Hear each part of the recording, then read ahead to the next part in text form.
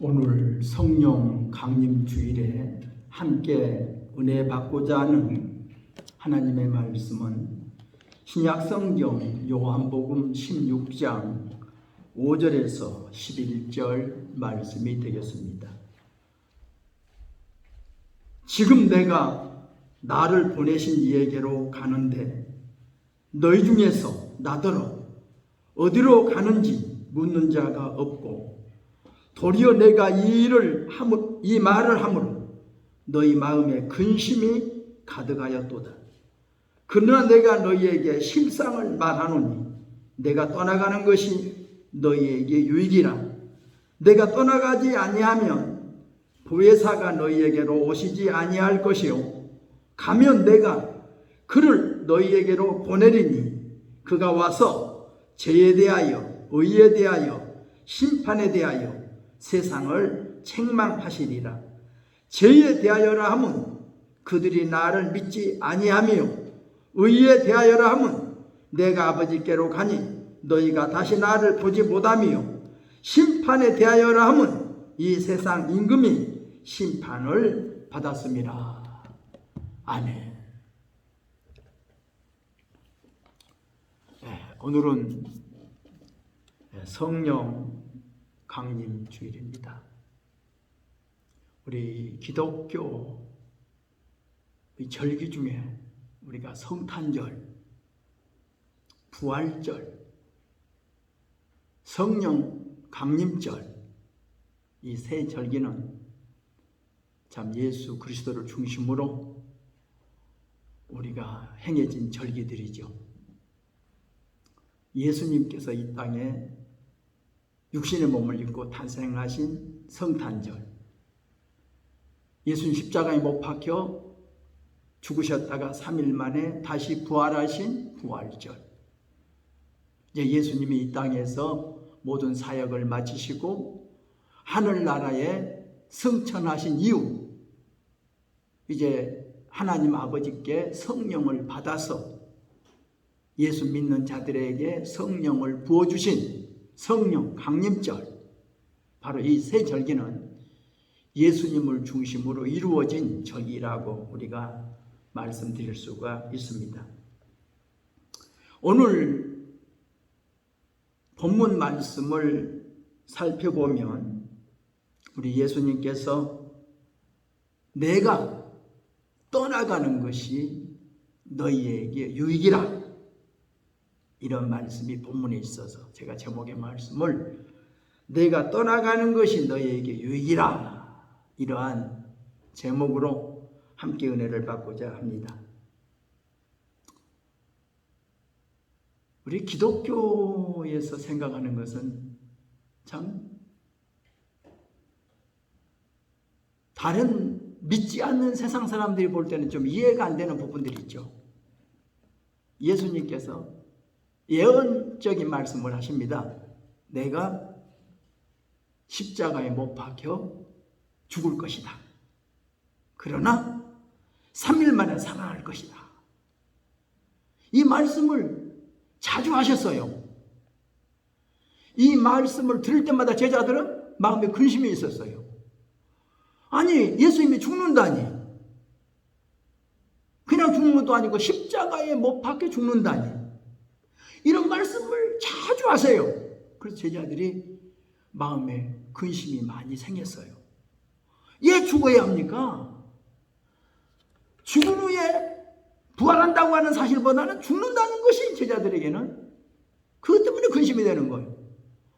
죽고 난 다음에 3일 만에 부활한다고 하는 것을 확실히 믿었더라면 죽는 문제가 별로 큰 문제가 아니었는데, 죽은 후에 부활한다고 하는 그 사실은 별로 관심이 없고, 예수님이 십자가에 못 박혀 죽는다고 하는 그 말 때문에 근심이 있었다고 하는 것을 우리가 알 수가 있죠.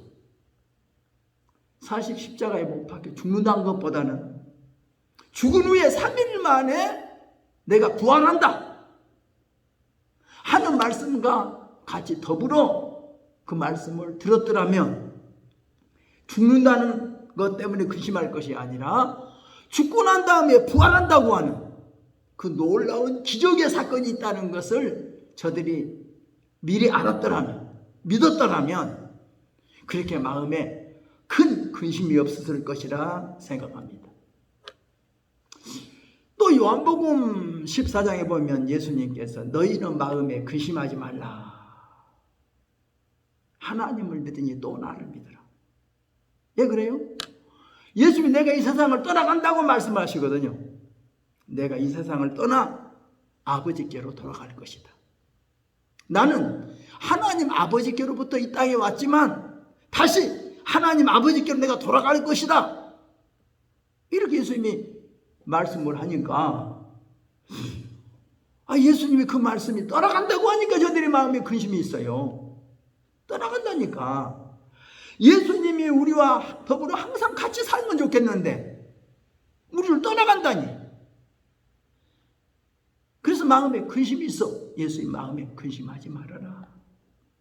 하나님을 믿으니 또 나를 믿어라. 내가 너희를 떠나가는 것은 너희가 있을 처소를 예비하려고 내가 너희를 떠나간다.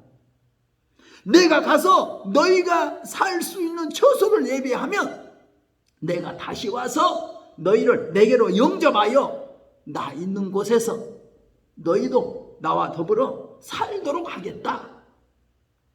이 말씀 뭐예요?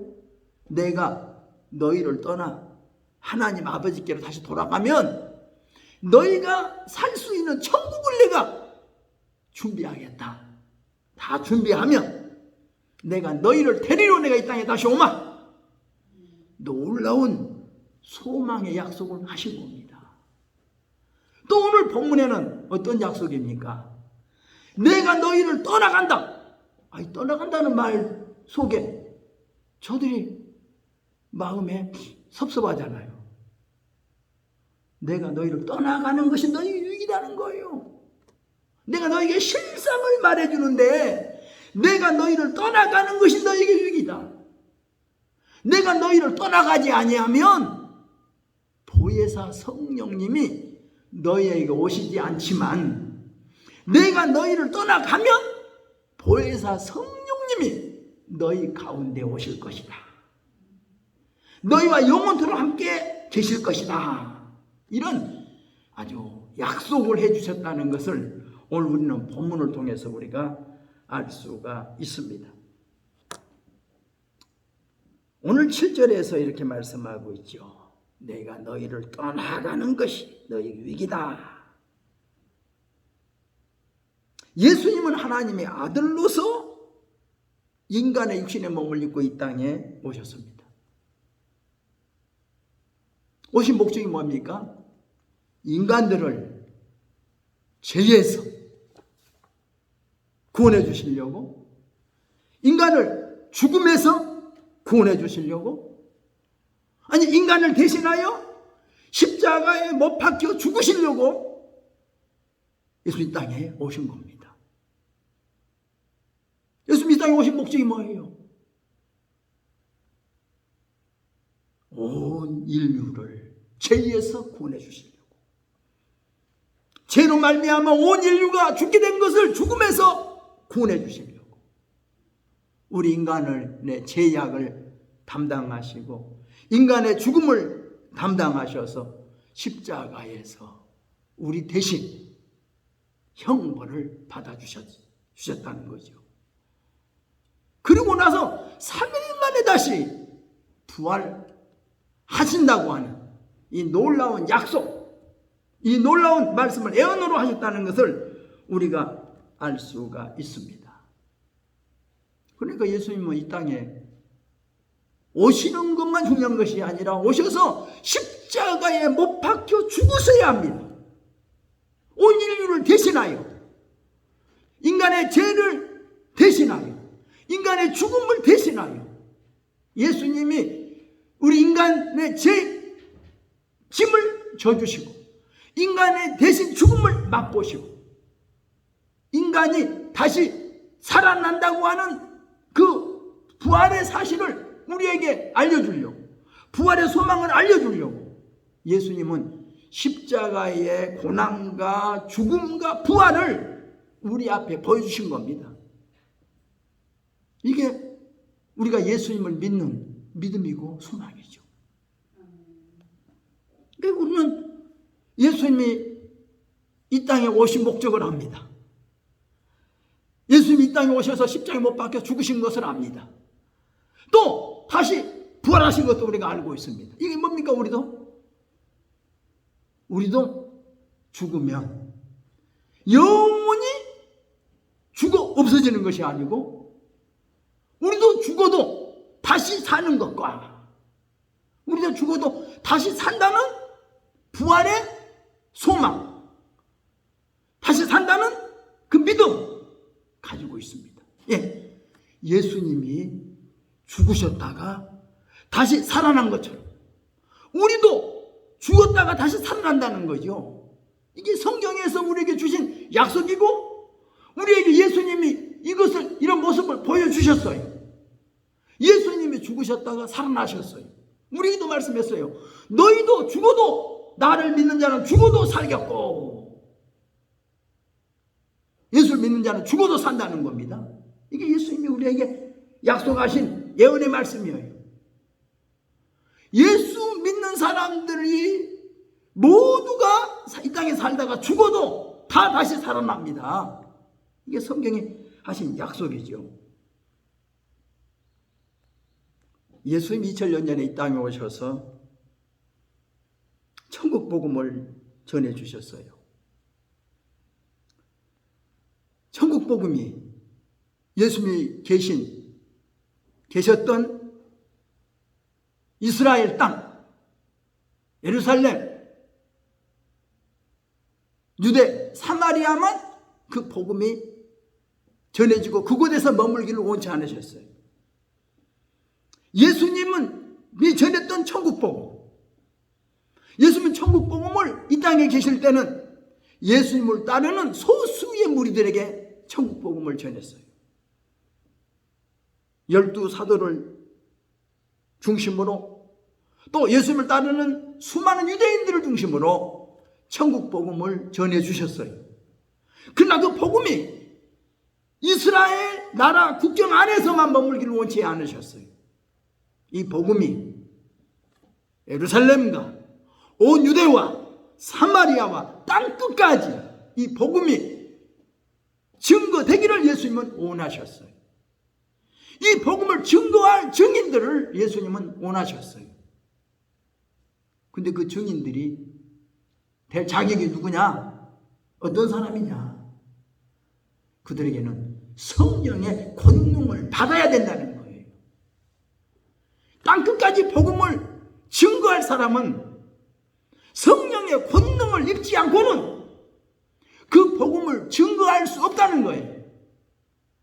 그래서 예수님께서 이 땅에 오셔서 전했던 천국 복음이 이제 예수님의 사도들을 중심으로, 또 예수님을 믿는 사람들을 중심으로 예루살렘과 온 유대와 사마리아와 땅끝까지 복음이 전파되어야 되기 때문에, 이 복음이 전파될 증인이 될 사람은 자격은 성령의 권능을 받아야 된다는 거예요. 그래서 예수님께서 사도행전 1장 2절에 그가 택하신 사도들에게 성령으로 명하시고 그가 고난 받으신 후에 그들에게 확실한 많은 증거로 친히 살아계심을 나타내 주셨는데 40일 동안 예수님이 나타내 주셨다는 거예요. 다시 내가 십자가에 못 박혀 죽었으나 살아났다고 하는 그 부활의 몸을 40일 동안 제자들에게 여러 모양으로, 여러 방법으로, 여러 장소에서 나타내 보여주신 다음에 예수님이 이제 이 땅을 떠나시면서 제자들에게 마지막 분부하십니다. 사도행전 1장 4절에 예수님이 사도들과 함께 모이사 그들에게 분부하여 이르시기를 예루살렘을 떠나지 말고 내게서 들은 바 아버지께서 약속하신 그 곧 성령을 기다려라. 요한이 물로 세례를 베푼 것처럼 너희는 몇 날이 못 되면 성령으로 세례를 받을 것이다. 오직 성령이 너희에게 임하시면 너희가 권능을 받아가지고 예루살렘과 온 유대와 사마리아와 땅끝까지 이르러 내 증인이 되라. 이렇게 예수님이 말씀해 주신 것입니다. 성령 강림은 예수님이 우리에게 주신 축복이고 약속입니다. 예수님은 이 땅에 오래 계시기를 원치 않으셨어요. 예수님이 이 땅에서 33년밖에 안 사셨어요. 또 3년 동안만 천국 복음을 전하셨어요. 그러나 예수님이 더 계실 수 있지만 예수님은 떠나가셔야 돼요. 예수님이 떠나가셔야 보혜사 성령님이 오시기 때문입니다. 그래서 예수님은 내가 너희를 떠나가는 것이 너희에게 유익이다. 내가 떠나가지 않으면 보혜사 성령이 너희에게 오시지 않지만 내가 떠나가면 보혜사 성령님이 너희에게 오셔서 내가 전했던 천국 복음을 그것을 믿게 하고 그 복음을 다 세계 만방에 전하도록 해주실 것이다. 그렇기 때문에 보혜사 성령님이 꼭 오셔야 된다고 하는 것을 예수님이 말씀하신 겁니다. 자, 그러면 오늘 본문에서 그러면 성령님이 오셔서 하시는 일이 뭡니까? 요한복음 16장 8절에 이렇게 말씀합니다. 그가 성령이 오시면 죄에 대하여 의에 대하여 심판에 대하여 세상을 책망하시리라. 책망이 뭡니까? 책망이란 단순히 어떤 잘못을 지적하고 꾸짖는 것만 의미하는 것이 아니라 진실을 알 때까지 상대방의 마음을 계속 두드리고 움직이며 흔든다는 의미도 포함하고 있습니다. 따라서 성령님은 예수 믿는 자들의 심령 속에 임하셔서 예수님이 세상에 오셔서 전파해 주셨던 천국 복음, 이 복음을 깊이 알도록, 깊이 깨닫도록, 깊이 믿도록 역사해 주신다는 그런 의미가 있는 겁니다. 성령님이 오셔서 예수님을 믿게 만들어줘요. 성령님이 오셔서 예수님이 전했던 천국 복음을 더욱 깊이 깨닫게 만들어줘요. 깊이 이해할 수 있게 만들어줘요. 이게 성령님이 오셔서 하시는 일이라는 것입니다. 그래서 성령님이 오셔서 하시는 일의 첫째가 죄에 대하여서 책망하신다는 겁니다. 인간은 본질적으로 죄인이라고 하는 사실을 잘 인정하지 않으려고 그래요. 그러나 성령님은 닫혀있는 인간의 마음문을 계속 두드리면서 열게 하십니다. 열도록, 열 때까지.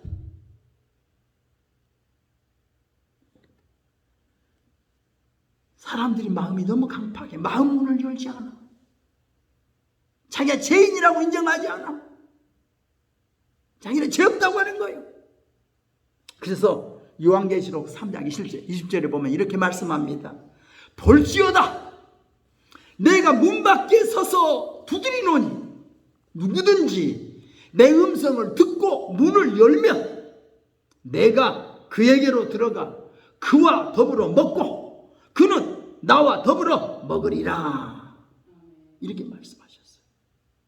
이게 성령님이 오셔서 마음 문을 굳게 닫고 마음 문을 굳게 닫고 하나님의 귀한 말씀 무슨 일로 받지 않고 그대 구원 안 받느냐. 마음 문을 굳게 닫고 예수님의 귀한 말씀 받아들이지도 않고 구원의 복음을 받아들이지 않아. 그 강팍한 마음 속에 예수님은 그들의 마음 속에 궁정 꾸며 살고 싶어. 궁정 꾸며서 살고 싶어. 우리의 망문을 밤새도록 두드리고 계십니다. 사랑하는 나의 자가, 예, 그리 너 깊이 잠만 자고 있느냐? 빨리 깊은 잠에서 깨어나라. 너 언제까지 그 죄의 길을 가려느냐? 죄의 길에서 돌아서라. 너 언제까지 악인의 길을 쫓을 결쓰냐? 악인의 깨를 쫓지 말아라. 우리 죄인들을 마음문을 열도록 성령님께서 우리 마음문을 두드리고 계신다는 것을 깨달아야 됩니다. 인간은 죄와 허물이 많고 교만하고 불순종 잘하는 존재입니다. 인간은 그러한 사실을 잘 인정하지 않으려고 합니다. 초롱성 같은 내면의 세계를 갖고 있습니다. 그러한 마음속을 성령님이 깨뚫고 들어가는 것입니다. 그래서 성령님은 그런 강팍한 자들의 마음속도 깨뚫고 들어가요. 스데반 집사님을 죽이는 데 앞장서고 예수 믿는 사람 핍박하던 사울 같은 그 교만한 강팍한 마음속도 깨뚫고 들어가서 그를 해결시키는 성령님이신 것을 우리는 깨달아야 되겠습니다. 두 번째로, 성령님은 의에 대하여 책망하신다는 겁니다. 인간의 마음 속에는 스스로 구원받을 만한 의가 전혀 없습니다. 의는 없나니 한 사람도 없다고 성경은 말하고 있습니다. 그런데 사람들은 나는 죄가 없다고 생각합니다. 나는 의롭다고 생각합니다. 그러나 성령님께서 책망해 주십니다. 인간은 처음에는 누구나 자신은 죄 없고 의롭다고 여기지만 자신은 옳고 착하고 법 없이 살 수 있다고 억지를 부리지만 성령님이 그러한 사람의 마음속을 깨뚫고 들어가 그 잘못된 생각을 깨뜨려 버린다는 것입니다. 인간의 선한 의지가 인간 자체를 구원할 수 없다는 진리를 가르쳐 주시는 겁니다. 우리는 예수님이 필요해요. 인간은 스스로 의로워질 수가 없어요. 어린 양 예수 밑에 내가 나아갈 때만 내가 죄에서 자유로울 수 있어요. 십자가 밑에 나아갈 때만 십자가 밑으로 오라. 그래야만이 의롭게 될 수 있다는 겁니다. 원래 십자가 밑으로 인간들이 와야 의로워질 수 있다는 거예요. 오라는 거예요. 의롭다는 거, 어린 양 예수 밑에 인간이 자아가 있어야 의로워진다는 거예요. 십자가 밑에 와야 됩니다. 예수님 밑에 와야 됩니다. 죄 있는 자들아 다 이리로 오라. 주 예수 앞으로 오라고 하는 이 성령님의 부르심을 받아야 된다는 겁니다. 세 번째, 성령님은 인간의 심판에 대하여 책망하십니다. 심판. 우리는 조그마한 일에도 심판 자격을 부여합니다. 심판이 있어. 누가 심판이 있어서 잘했다, 못했다, 옳다, 그르다 판단해. 우리는 부모님 앞에서 하다가 엄마, 누가 옳았어? 말해봐. 형이 옳았어? 내가 옳았어? 말해봐. 우리는 그래요. 네. 엄마가 얘들 앞에 심판장이 되는 거예요. 아빠, 누가 옳았어? 말해봐. 우리는 선생님 앞에 가서 선생님, 누가 이렇게 했는데 어떻게 했어요? 우리는 늘 심판장 앞에 나가려고 그래. 이제 때로는 부모가 심판장이 되기도 하고 선생님이 심판장이 되기도 하고 친구들끼리도 무슨 하려고 해도 누가 심판이 있어. 어떤 게임을 해도 심판이 있어. 인간에게는 오류가 있어요. 옳고 그른 것이 인간에게는 오점이 꼭 있어요. 오류가 있어요. 아무리 법을 전공하고 공부했던 판사도, 검사도, 변호사도 오류가 있어요. 그러나 가장 의로운 재판장은 하나님이십니다. 성경에 우리 등장한 빌라도라는 재판장이 있죠. 그 재판장이 예수님을 심판했어요. 그 재판장은 예수님을 보고 그가 볼 때 자기 양심상으로 볼 때는 이 사람이 죄 없는 것 같아. 자기가. 그런데 자꾸 종교 지도자들, 정치 지도자들, 로마 정부 여러 모든 것들이 자기를 복잡하게 만들어. 그는 예수님을 사형당해야 한다고 재판합니다. 십자가 사형 처해야 된다고 판결을 내립니다. 얼마나 잘못됐습니까? 정말 예수님이 빌라도 재판장 앞에서 재판을 받을 만한 그런 죄인입니까? 정말 십자가 사형 받아야 할 그런 죄를 지었습니까? 그러나 빌라도는 이런 재판장 노릇을 했고 이런 판결을 내렸습니다. 인간이 최고 사기꾼, 최고 사기죠. 재판이 가장 비극적이고 가장 사기가 바로 빌라도의 재판이라고 볼 수 있어요. 이런 재판들이 우리 인간들이 사는 세상 속에는 부지기수입니다. 너무나 많아요. 이런 잘못된 심판에 대하여 성령님이 책망하신다는 겁니다. 오늘 우리도 스스로 재판장이 될 때가 많이 있죠. 성경에는 옳다, 아니라 하라. 우리는요, 우리가 옳다고 하는 것 틀릴 수가 많아요. 우리가 부정하는 거 옳은 것도 있어요. 예, 우리는 정확한 재판을 못해요. 정확한 심판을 못해요. 인간의 잘못된 모습들을 성령님께서 바로잡아 준다는 거예요. 성령님께서 책망한다는 겁니다. 이것이 성령님께서 오셔서 하실 일이라고 예수님은 말씀해 주셨습니다. 요한복음 14장, 15장은 성령장입니다. 요한복음 14장을 자세히 읽어보세요. 15장을 자세히 읽어보세요. 16장을 자세히 읽어보세요. 성령님이 어떤 분이신가, 성령님이 어떤 일을 하시는가 말씀해 주고 있어요. 로마서 8장도 성령장입니다. 거기에 성령이 어떤 분인가를 말씀해 주고 있습니다. 성경 말합니다. 성령님은 너희를 고아처럼 버리지 않고 너에게로 오실 것이다. 내가 너희를 고아처럼 버리지 않고 보혜사 성령님을 너희에게 보내요. 너희와 함께 계시게 하겠다. 그가 너희를 진리 가운데로 인도해 주실 것이다. 이렇게 예수님은 말씀해 주셨습니다. 우리가 이 험한 세상을 살아가려면 보혜사 성령님을 모셔야 돼요. 성령 세례를 받아야 돼요. 그래서 예수님은 말씀합니다.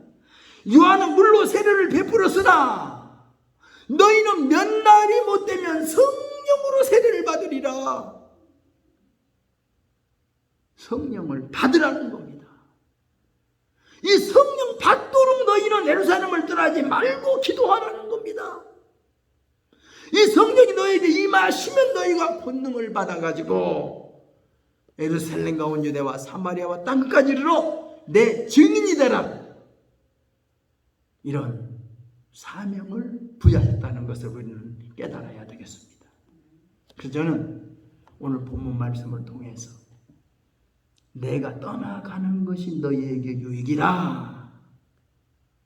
예수님이 떠나가시고 그 대신 보혜사 성령님이 오셔서 예수님이 해주셨던 그 모든 일들 우리에게 다시 깨닫게 해주시고 우리를 천국 가는 그날까지 우리를 감동시키고 감화시키고 우리를 위해서 역사해 주셔서 우리를 진리 가운데로 인도해 주시는 보혜사 성령님이 계신다는 사실을 인정하면서 오늘 성령 강림 주일에 성령님의 새로운 역사, 성령의 충만함이 저와 여러분 심령 속에 임하기를 간절히 축원합니다.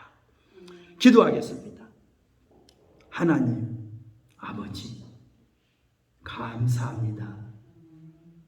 내가 떠나가는 것이 너에게 유일하고 말씀하신 예수님이 이 땅을 떠나가셨지만 약속하신 대로 성령 강림 전에 보혜사 성령님을 보내주시어서 마가 다락방에서 120명이 성령의 충만함을 받고 성령이 말하게 하심을 따라 다른 방언으로 말하기 시작하고 또 이 복음을 예루살렘과 유대와 사마리아와 땅끝까지 이르러 복음의 증인이 된 것을 성경 우리에게 알려주고 있습니다.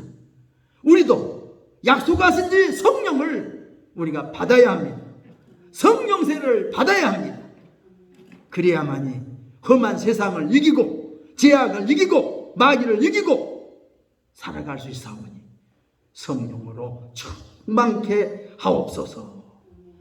예수님의 이름으로 기도드리옵나이다. 아멘. 우리 다 같이 통성으로 기도하겠습니다.